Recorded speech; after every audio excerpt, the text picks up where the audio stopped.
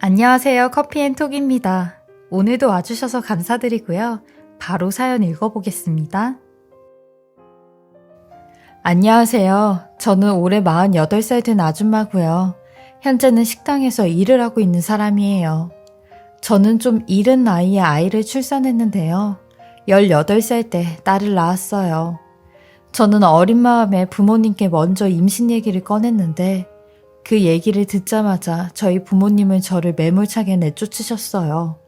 자식 하나 없는 셈 친다며 나가라고 하시는데 그때 옷가방 하나 가지고 나와서 남자친구와 함께 동거를 하기 시작했죠. 남자친구도 부모님이 안 계셨는데 멀리서 일을 하신다고 했어요. 근데 한 번을 집에 안 오셨죠.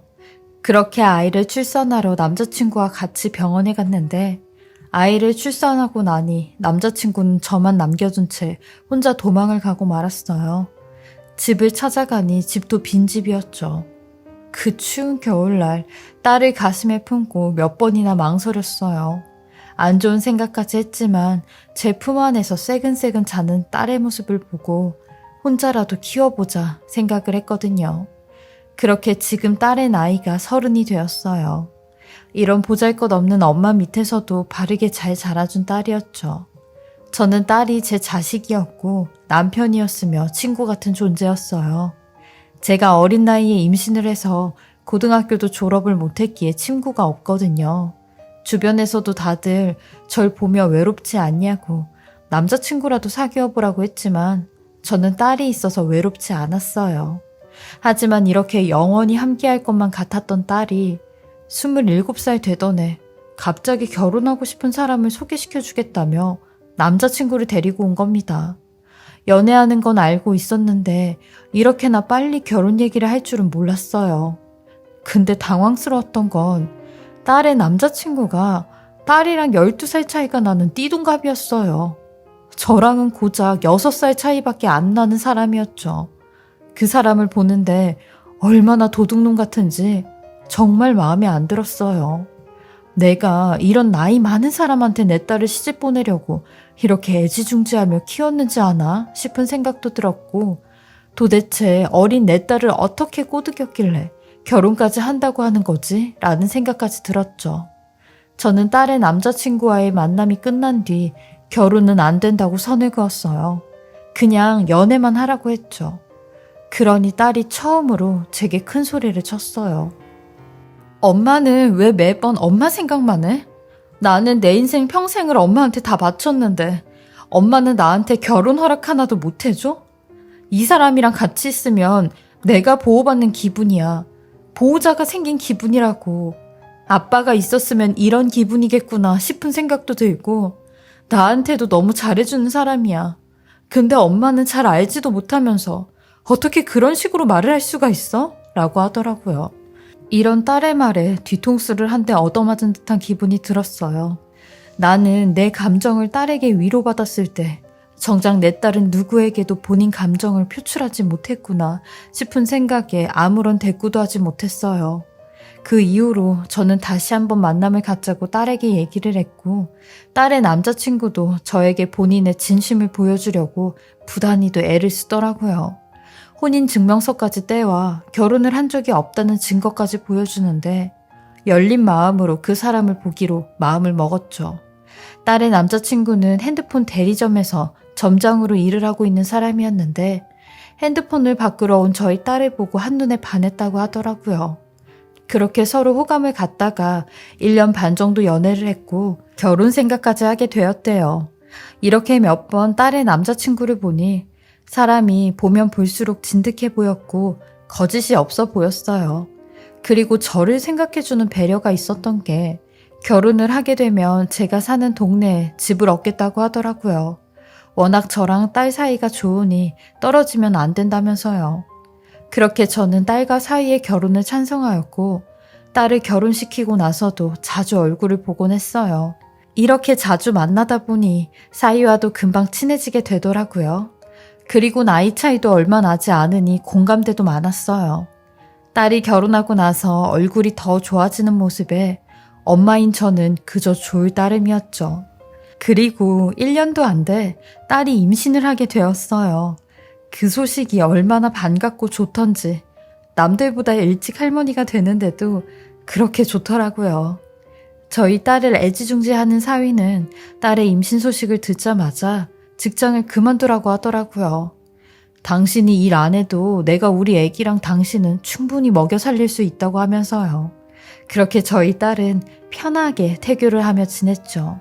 그리고 딸 임신 5개월째 되는 날 사위의 부탁으로 같이 딸의 병원에 가려고 했는데 딸이 엄마, 매번 내 병원 때문에 한 달에 한 번씩 식당에 휴가 쓰는 거 눈치 보인다며. 오늘은 나 혼자 가도 되니까 엄마는 그냥 일 나가.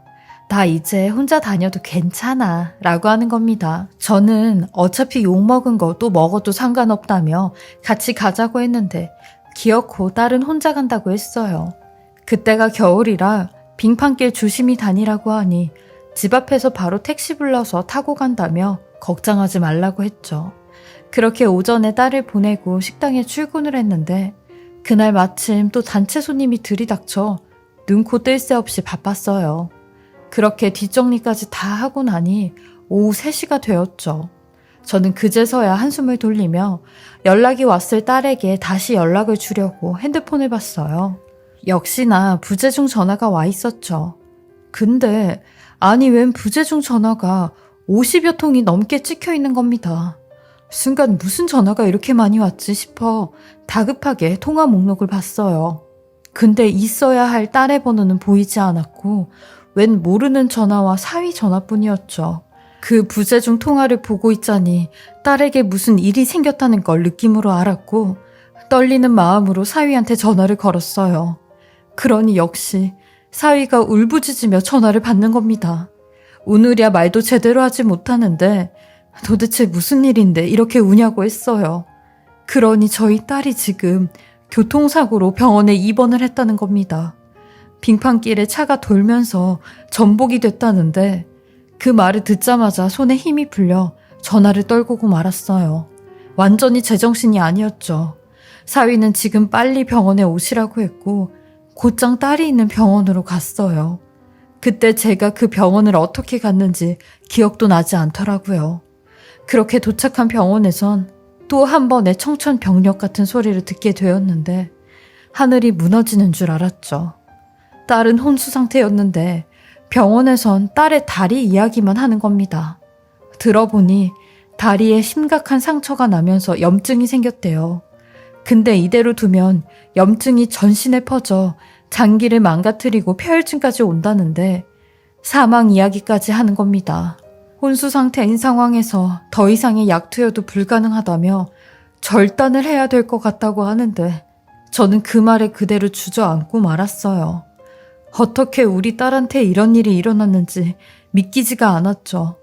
왜 이런 시련을 내 딸한테 주는지 하늘이 원망스러웠어요. 하지만 딸 뱃속의 아이는 무사하다고 하더라고요. 딸이 온몸을 바쳐 지 자식은 지킨 것 같아 마음이 찢어지는 줄 알았어요. 그렇게 딸은 혼수 상태에서 절단 수술을 받게 되었고 절단 수술을 받은 지 딱 8일 만에 혼수 상태에서도 깨어나게 되었어요.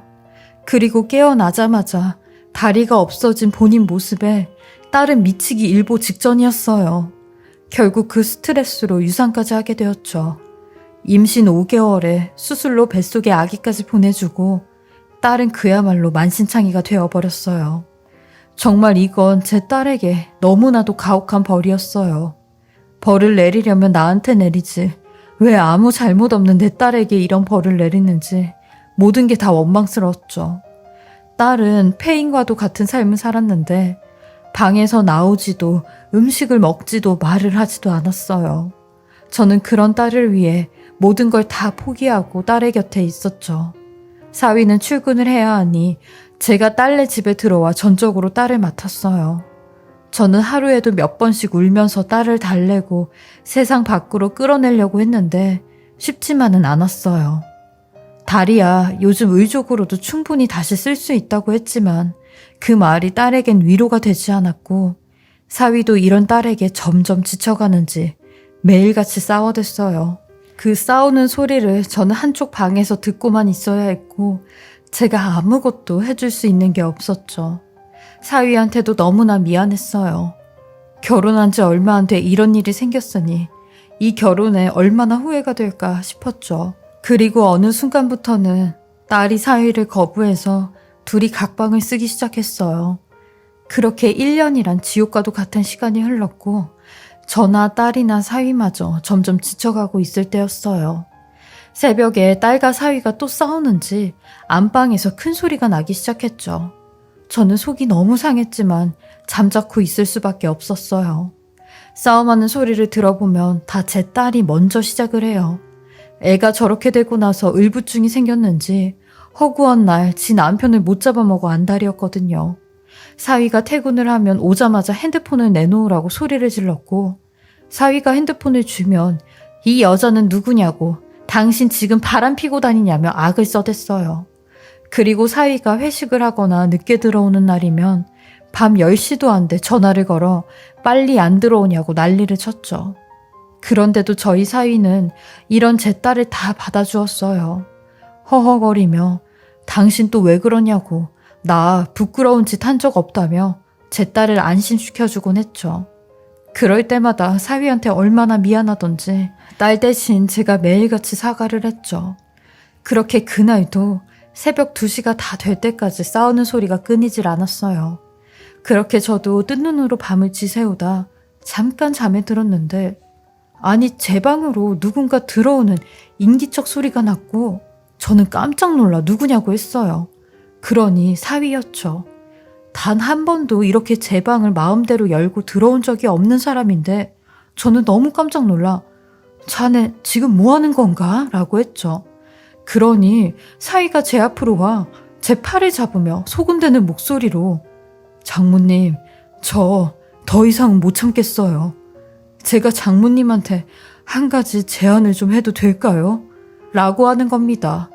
저는 그런 사위에 손을 뿌리치며 자네 지금 왜 이러는 건가? 라고 했어요. 그러니 이내 눈물을 훔치며 장모님, 저 진짜 화영이랑 잘해보고 싶었는데요. 더 이상은 이렇게 지낼 수가 없을 것 같아요. 그래서 말인데 제가 잠깐 화영이를 좀 떠나 있어야 될 것 같아요. 라고 하는 겁니다. 저는 그게 무슨 소리냐고 하니 지금부터 본인이 하는 제안을 잘 들으시라며 이 방법이 저희 딸을 살리는 방법이라고 하는 겁니다. 그러면서 장모님, 저랑 같이 딱 2년 동안만 연기 좀 하시죠. 라고 하는데 그게 대체 무슨 말이냐고 무슨 연기를 하자고 하냐고 했어요. 그러니 장모님이 화영이한테 제가 다른 여자가 생겨서 도망갔다고 거짓말 좀 해주세요. 그러면서 이 편지도 좀 같이 전해주시고요. 라고 하는 겁니다. 그 편지는 사위가 자필로 쓴 편지였고 그 내용도 사위가 말한 것처럼 다른 여자가 생겨서 너를 버린다는 그런 내용이었어요. 저는 그런 사위에게 꼭 이렇게까지 연기를 해야 되는 거냐고 했어요. 이게 다 무슨 소용이냐고. 차라리 내 딸이랑 이혼을 하고 떠나라고 했죠.